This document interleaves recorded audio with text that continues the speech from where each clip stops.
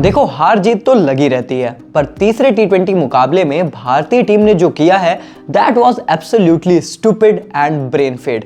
क्योंकि एक अच्छा खासा मुकाबला जो आप बहुत आसानी से जीत सकते थे, सिर्फ अपने खराब बल्लेबाजी के एग्जीक्यूशन, बैटिंग ऑर्डर और एक बहुत ही घटिया पार्टनरशिप की वजह से एक अच्छा खासा मुकाबला आपने अपने हाथ से फिसल जाने दिया। एक्चुअली में ऐसा प्रतीत हुआ कि शायद आप इस मुकाबले को जीतना चाहते ही नहीं थे। वो इंटेंट जीतने की भारतीय बल्लेबाजी यूनिट में नजर आई ही नहीं। और क्या टॉस जीतकर पहले गेंदबाजी करने का फैसला एक सही फैसला था भी या फिर नहीं, या फिर ये पूरा मुकाबला ही भारत कुछ हार के कगार के हिसाब से ही खेला? चलिए जानते हैं आज की वीडियो में। पहले टी20 के बाद हम सब का ये मानना था कि भाई इंग्लैंड ना, ये वो इंग्लैंड नहीं है, मजा आएगा नहीं इस सीरीज में। और इनफैक्ट तीसरे टी20 में भी जब ये बैटिंग कर रहे थे इंग्लैंड, ये गोरे, तो भी हमें यही लग रहा था। लेकिन दूसरे मैच में इन्होंने फाइट किया और तीसरे मैच में ये मुकाबला जीत ही गए हैं। पर मैं अभी भी क्लियरली कहता हूं कि मैं तीसरे मैच में भारत को हार का ज्यादा क्रेडिट दूंगा और इंग्लैंड को जीत का नहीं। क्योंकि भाई ये मैच ना इंग्लैंड जीता नहीं है, भारत अपनी घटिया अप्रोच और अपनी घटिया बल्लेबाजी की वजह से इस मुकाबले को हार गया। अगेन मैं एक बात बहुत क्लियर कहूंगा कि हारना जीतना part and parcel of the game है भाई, इतनी कोई बड़ी बात नहीं हो गई। पर जिस तरीके से आपने इस पूरे गेम को अप्रोच किया ना, दैट वाज लिटरली डिस्गस्टिंग। और इसलिए यहां पर सवाल उठते हैं कि बात वही है कि हारो तो हारो, इज्जत मत उतारो। पर इस मैच में ना वो भारत ने इंटेंट ही नहीं दिखाई भाई। लग ही नहीं रहा था कि जीतने का मन है, लग रहा था कि जैसे हारने ही आए हैं। और इस पर बहुत सारे सवाल उठते हैं। शुरू से शुरू करेंगे। आर अश्विन 2000 किलोमीटर दूर बैठा है स्टेडियम से, भाई उस बंदे ने मैच शुरू होते ही ट्वीट कर दिया कि यार ये पिच ना, ये उतनी अच्छी नजर नहीं आ रही। हमें भी दिख रहा था कि थोड़ी सी स्लगिश है और ये टिपिकल राजकोट नहीं है, यहां पर इतने रन नहीं बनेंगे, यहां पर इतने आसानी से चेज नहीं होगा। और हम लोग, जो हमारे मैनेजमेंट हैं, जो हमारे कप्तान है, जो हमारे पूरे गौतम गंभीर साहब हैं, उनकी टीम है, ये लोग वहां बैठ कर नहीं समझ पा रहे हैं कि साला पिच किस तरीके से बर्ताव करेगी। पहले बैटिंग करनी चाहिए थी या फिर पहले बॉलिंग? चलो आप कहोगे इतना बड़ा पॉइंट नहीं है भाई, अंत में ड्यू आती है, आप चेस करना चाहते हैं टी20 मैच में, दैट वाज ऑल राइट, चलो ठीक है, इग्नोर करते हैं, कोई बड़ी चीज नहीं थी, बट एक पॉइंट जरूर था। इसके बाद यार आप प्लेइंग 11 में मोहम्मद शामी को लाते हो, अर्शदीप को बिठा देते हो, चलो ठीक है, आप मोहम्मद शामी को गेम टाइम देना चाहते थे and this is all good, ये सब यहां तक सही लग रहा है। आपकी गेंदबाजी बेहतरीन रही, डकेट ने अच्छी बल्लेबाजी भी की, वो इंपैक्टफुल नॉक थी। लियाम लिविंगस्टन, देखो मैं साफ तौर पर कहूंगा, चाहे वो फिल सॉल्ट हो, जॉस बटलर हो, लियाम लिविंगस्टन हो, बटलर थोड़ा ज्यादा कंसिस्टेंट खिलाड़ी हैं, बाकी Liam Livingstone kind of a players specially ऐसे होते हैं कि वो 5 मैच से एक आधा मैच में चलेंगे ही चलेंगे। आपको उस चीज के लिए प्रिपेयर रहना पड़ता है कि एक मैच वो पेलेगा भाई और गत के पेलेगा। तो वो इनका मैच था, उसने बजा दिया। अब वो इतना बड़ा डिफरेंस क्रिएट कर देगा ये किसी ने ना सोची थी, क्योंकि जिस तरीके की कंडीशंस थी, कितनी भी स्लोइश सरफेस थी, बाद में शबनम मानी थी, पिच आसान होना था, आपके इतने इनफॉर्म बल्लेबाज हैं, आपको टारगेट मिल चुका है, इतना ज्यादा कोई टारगेट नहीं था कि आप पैनिक करते।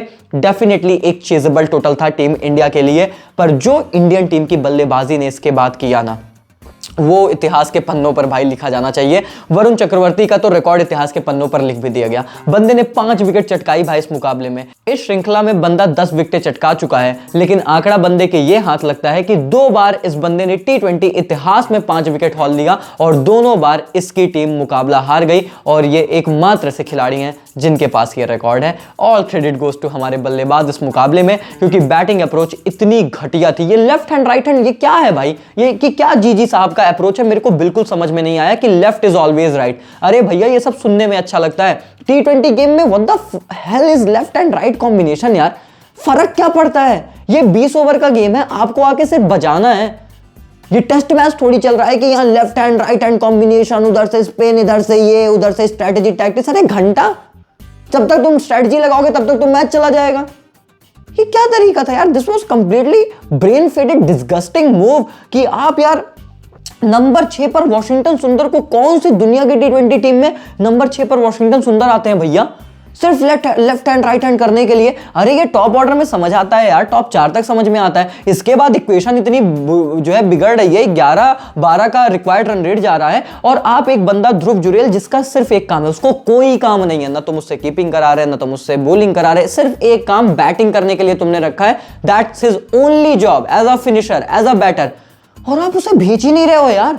आपने सुंदर को भेज दिया, वो गेंद चाट के चला गया, पूरा 15 गेंद जो है चाट के वो गए हैं। फिर आप जो है इधर अक्षर पटेल को भेज रहे हो, वो गेंद चाट कर चले गए। पूरा मैच खराब कर दिया यार हार्दिक पांड्या के साथ इन तीनों ने मिलकर पार्टनरशिप में। वो जो हार्दिक और वॉशिंगटन सुंदर की पार्टनरशिप हुई ना, मैच तो उसी ने गोड़ा। आपको मैं क्लियरली बता दूं, मैच वहीं आपने लूज कर दिया था। And that was a completely disgusting move, क्योंकि हम सब ये उम्मीद कर रहे हैं, हमने इनफैक्ट प्रेडिक्शन की टेलीग्राम पर कि इंडिया ये मैच जीतेगा, और जीतना चाहिए था, जीतना चाहिए था ये मैच, ये कहीं भी इंग्लैंड का नहीं था। बट ऐसा मतलब लगा ना कि जैसे आप जीतना ही नहीं चाहते। आई मीन कौन सी दुनिया की टीम में आप ध्रुव जुरेल को नंबर 8 पर भेजोगे यार? तब तक तो मैच ही खत्म हो गया था। इसके बाद आपने ना ध्रुव जुरेल के साथ जो है न्याय किया, ना इंडियन टीम के साथ न्याय किया, और फिर इसी बेसिस पर अगर आप ध्रुव जुरेल को ड्रॉप कर दोगे तो वो भी जस्टिस नहीं होगा। एंड ऑब्वियसली उसी में हार्दिक भाई के कॉन्फिडेंस के तो हम पूरे नंबर देंगे कि जिस तरीके के कॉन्फिडेंस के साथ वो सिंगल डिनाई कर रहे थे वो ध्रुव जुरेल को, और फिर अगली गेंद पर आउट भी हो गए। तो मतलब कॉन्फिडेंस अच्छा था कि मैं जिता लूंगा, पर वही बात है कि वो चीज़ें जब काम नहीं आती हैं तो वो चीज़ें खराब लगती हैं। पर उम्मीद तो हम सभी को इनफैक्ट थी कि हार्दिक कुछ करिश्मा करेंगे, पर वो डिलीवर होता नहीं नजर आया। और डिलीवर तो हमारे कप्तान भी नहीं कर पा रहे हैं। सूर्य कुमार यादव की अगर आप लास्ट 10 टी20 पारियां उठाकर देखेंगे, ये लगातार टी20 में स्ट्रगल कर रहे हैं, और ये हमारे कप्तान हैं। तो फिर ये बात नहीं होगी कि मैं कप्तान हूं तो मैं क्यों रन बनाऊं, उधर दूसरे कप्तान भी तो नहीं बनाते। ऐसा कहने से नहीं चलेगा सूर्या भाई, आपको रन बनाना पड़ेगा, टीम इंडिया को आपकी जरूरत है, एंड ऐसे काम नहीं चलेगा। आप कप्तान हो, लीडिंग फ्रॉम द फ्रंट, आपको एग्जांपल सेट करना चाहिए। आप चले तो 7 गेंद पे 14, you are looking really good, छक्का भी बहुत बेहतरीन जड़ा था, लेकिन फिर वही अपना ट्रेडमार्क शॉट खेलते हुए अगर आप आउट हो गए तो फिर दिक्कतें बढ़ जाएंगी। और संजू सैमसन अगेन पेस से बीट, अगेन मतलब मैं जोफ्रा आर्चर ने इसका कोफ्ता बना दिया है यार, ये बंदा पेस से ही बीट होते जा रहा है, और ये कंसर्निंग साइंस है। और जिस तरीके से वो पुल शॉट खेलना चाहते हैं, ब्लॉक ही हो जाते हैं यार। तो उस पर भी उनको कहीं ना कहीं काम करने की जरूरत है। लेकिन काम करने की जरूरत सबसे ज्यादा अगर इस वक्त किसी को है तो मुझे लगता है वो गौतम गंभीर साहब को है और हमारे मैनेजमेंट को है, जिनको ये समझ में आना चाहिए कि भाई ये टेस्ट क्रिकेट नहीं है, यहाँ left hand right hand combination नहीं बनाया जाता। बैटिंग ऑर्डर यहाँ इतना फ्लेक्सिबल नहीं कि ले लो भाई पूरी टीम की तुम खटिया खड़ी कर दो। अरे भाई ऐसा बैटिंग ऑर्डर बनाओ जिससे भारत मुकाबले जीते। ये क्या कर रहे हो यार, किसी को कहीं भेज दिया, शामी को कल तुम ओपन करा दोगे, और करा दो भाई, अच्छा ही खेल रहा था, छक्का वक्का मार रहा था वो भी बंदा। तो यार शामी एक्सप्रेस भी चलो आ गए हैं, कि उम्मीद करते हैं कि थोड़ी सी अभी उनकी रिदम आए, अभी उनको टाइम लगेगा रिदम में आने में। लेकिन ओवरऑल यार very disappointing match from the Indian perspective. और मैं फिर से कहूँगा ठीक है हार गए, बड़ी बात नहीं है, हार जीत चलती रहती है, आगे जीत भी जाएंगे, पर जो अप्रोच थी वो बहुत क्वेश्चनेबल थी और उस पर सवाल उठने चाहिए। फिलहाल के लिए दोस्तों वीडियो में इतना ही। आई होप आप लोग को वीडियो पसंद आई हो, पसंद आई तो यार लाइक मारी, चलो कर दिए सब्सक्राइब। मिलते हैं तब तक के लिए, take care, goodbye, thank you so much.